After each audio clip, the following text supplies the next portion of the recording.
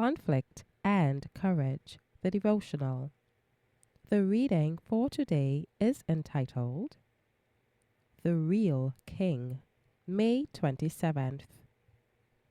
Cursed be the man that eateth any food until evening, that I may be avenged on mine enemies. 1 Samuel 14, verse 24. The command to refrain from food was prompted by selfish ambition, and it showed the king to be indifferent to the needs of his people when these conflicted with his desire for self-exaltation. To confirm his prohibition by a solemn oath showed Saul to be both rash and profane. The very words of the curse give evidence that Saul's zeal was for himself and not for the honor of God. He declared his object to be not that the Lord may be avenged on his enemies, but that I may be avenged on mine enemies.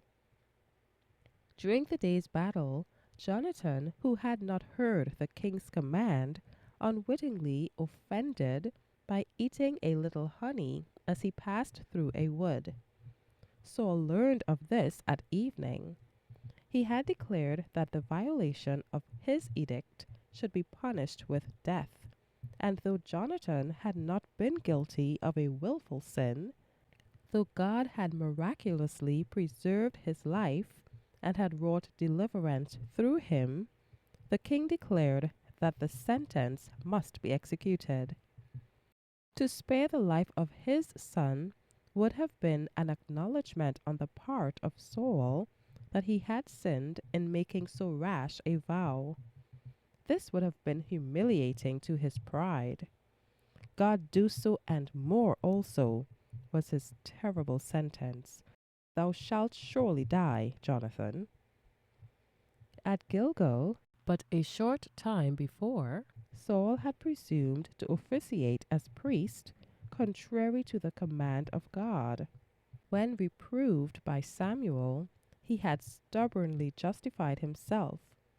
Now, when his own command was disobeyed, though the command was unreasonable and had been violated through ignorance, the king and father sentenced his son to death. The people refused to allow the sentence to be executed. Braving the anger of the king, they declared, Shall Jonathan die, who hath wrought this great salvation in Israel? God forbid! As the Lord liveth, there shall not one hair of his head fall to the ground, for he hath wrought with God this day. The proud monarch dared not disregard this unanimous verdict, and the life of Jonathan was preserved. Be strong in the Lord and in the power of his might.